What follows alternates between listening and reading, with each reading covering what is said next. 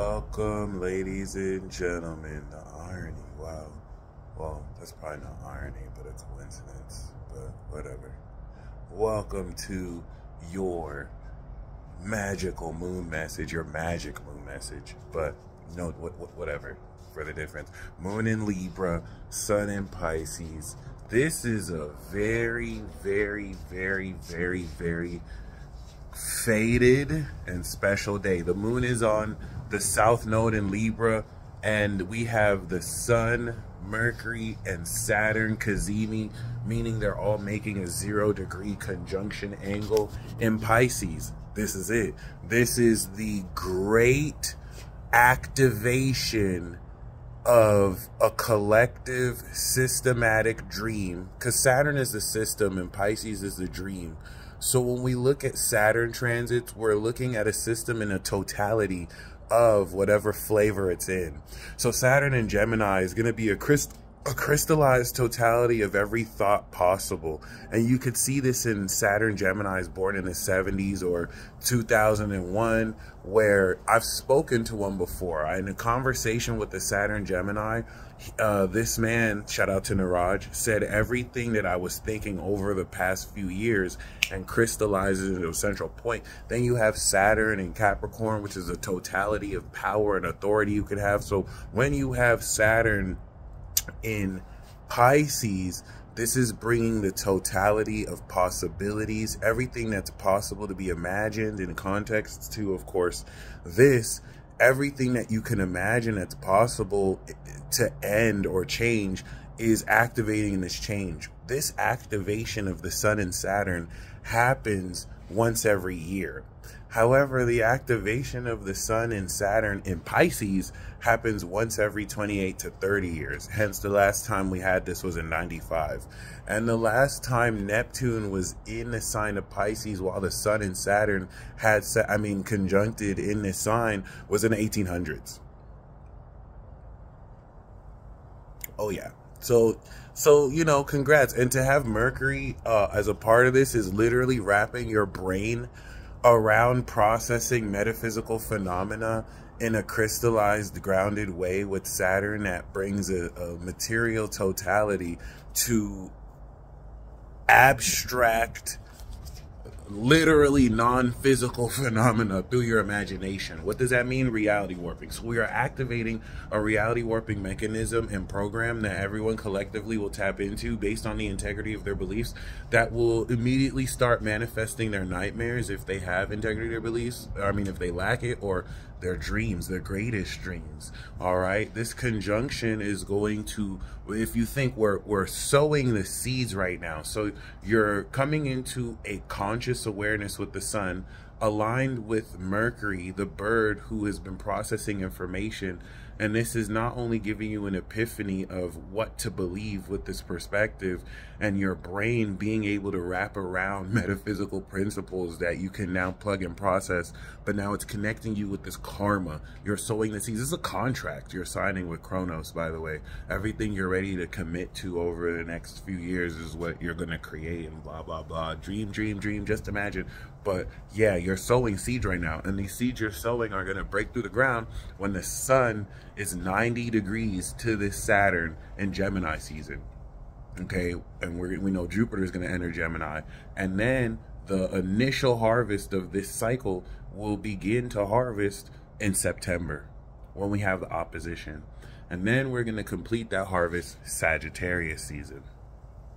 Then next year we're going to do this again, but at the middle of Pisces. So it's literally, as we're adjusting, this is a huge game changer that is getting ready to adjust collectively what everyone believes. Meaning, of course, the events that occur will shake history for the next, 30 years, few decades, really forever. This is the end of the world, ladies and gentlemen. But we're going to activate this again. In Gemini season the next year, we're going to integrate it again. And we're going to harvest it again in Virgo season the next year. But around this period, okay, by the time we come into the summer of next year, Saturn and Neptune have touched Aries. Okay, they're retrograding back in Pisces, but it's just not the same. So this is it.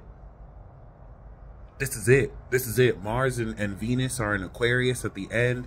ready to apply this heightened knowledge and energy towards the dream, towards what perspective we gain. You know, you gain the knowledge so you know what to imagine, all right? And this just adds so much more programming and strength mentally to at least come into a experience of what has been known, right? Through these actions, through your desires and pleasures or whatever. But yeah, that's the most important thing. I want to speak on this. This is it. This is it. This is it. This is it. This is the official activation, 8-9 degrees. This is now coinciding with this transformative 8th house Scorpio signature aspect. Scorpio signature meaning that the moon, which was 180 degrees opposite in Virgo, is now making a 210 degree to 240 degree angle as it leaves Libra and goes into Scorpio. Hence Scorpio signature transformation. In that, the game-changing perspective of analyzing this dream of how we are changing our beliefs is being presented, and you're understanding how to take these receipts you've come into and present them, giving you a balanced social understanding, Libra moon, of this collective dream, which now presents and transforms the context of how to make sense of something nonsensical and metaphysical. All right, this is sharing in synchronicities, but now we also have to bring in another mechanic. 5 months ago in October, we had the eclipse, the road to warfare. Remember when I was like, oh yeah, guys, it's road to warfare. There might be a war. And then, you know, Israel declared war.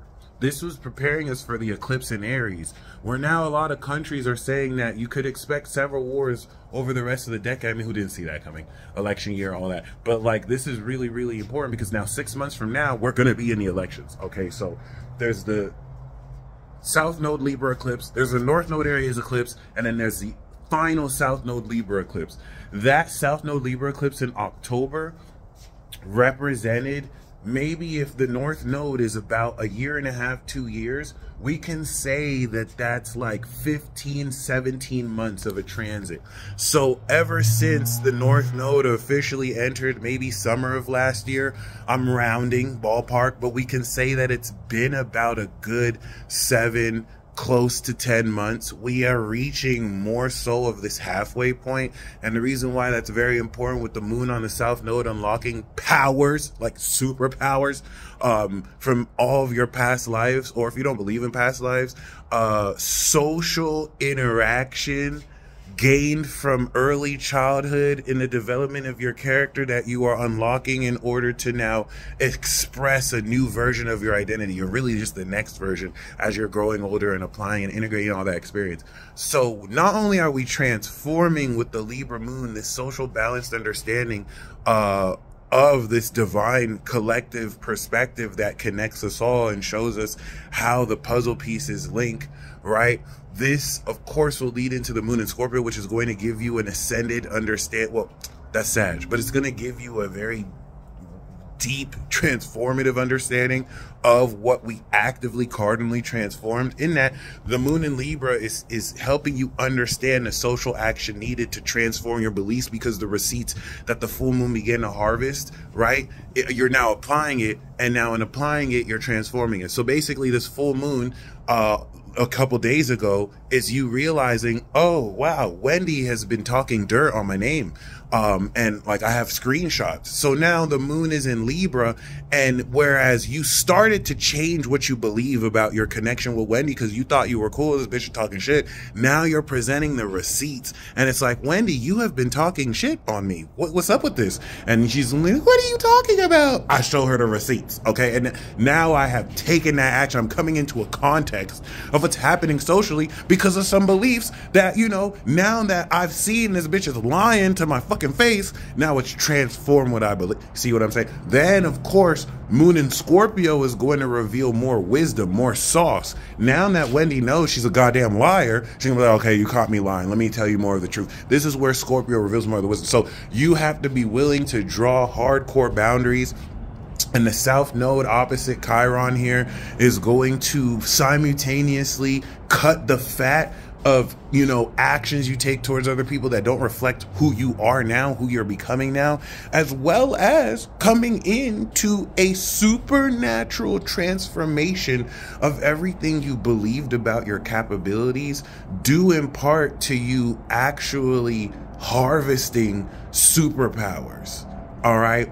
These aren't new superpowers. You've activated it since last year, but now you're integrating it fully in preparation to prepare for the warfare eclipse. Okay, if this was the road to warfare, North Node Aries is warfare, y'all. Like this whole 6 months was preparing us for these conflicts that are gonna bring in, you know, the new world order coming into Saturn Aries. So this is it. This is the beginning of the end of the world. For those of you, you know, walking on water or riding Noah's Ark, this is the official activation. Once again, we have not had a Sun-Saturn conjunction in over 30 years, and with Neptune in over close to 150 years.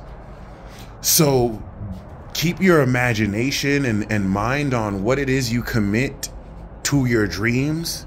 Really be in that end state. It's a perfect time to practice the law of assumption. Certain people are mentally still in high school. They're still children. So they expect things to happen immediately outside of them when you are the one who creates from inside of you. And the difference between an adult practicing this is they do not depend on their external environment to see results. It comes from them. They don't waver. Children complain, blame stuff on everyone else except themselves, and they don't have the patience, which is not even required, to fucking make your reality real. Oh my God, like it's a lifestyle at this point. It's not really just something you do. But I want to really just keep pushing this because this is a very innovative, unconventional tactic that everyone's been using since the beginning of human age that's getting ready to resurge, just in part of how fluid and more aligned people are, especially just with information and how fast it travels nowadays, despite there being more disinformation. But it is what it is. We have brains and minds to discern with the tool of logic. And that understanding of the social contextual logic, Libra, is what's going to really set straight and cut the fat towards, with the Virgoan analysis, aspects of your dream that are fucking delusional. And there's nothing wrong with being delulu, but like, even to your standards, they're not necessarily aligned with what you want. For example, you might have dreamed that you and Wendy are gonna be the best of friends, and you found out this bitch was talking shit. So now you have to transform aspects. I'm not talking about a real Wendy. This is just an example. This is just how, you know, sometimes in light of new information and analysis, you are quite literally transforming, changing, you're shifting the direction of things. So this is a major turning point. This is a major turning point in the status quo. We go through so many experiences every day, could lose sight of the fact how the present moment is bringing changes that only in retrospect, years later, we look back on, oh wow, this is when it was happening. It's fucking happening, guys. This is it.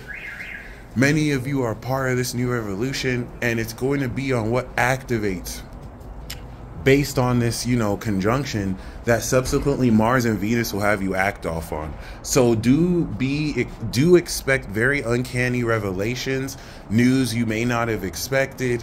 Mercury and the Sun are definitely going to do its part to, now with Mercury moving faster than the Sun, gain information ahead of what you're consciously aware of. The last thing I want to say about this is do expect more control over facets of your imagination as we begin to activate. So we're activating this karmic cycle today with the Sun and Mercury, and from now until June we will be activating it. From June until September we'll be integrating it, and this is what's going to apply this awakening of God power subsequently with the new moon to now the creative software expression of the programming you've put in over years, so that you can actually play with and experience elements of your imagination as if it was a causality driven reality warping program machine processed from your brain. I know this sounds sci-fi as fuck, and yet the reality is stranger than fiction, and we're only just getting started. So like, this compared to what's to come is not even that weird, and it's weird as fuck, but it's not even that strange. So you guys stay blessed as always. There's more systematic structure to some of the most structureless, formless facets of reality, and this should be fun. Okay, this is going to make elements of the fantasy real. You are now activating the creation of your dream. You guys stay blessed as always, and until next time.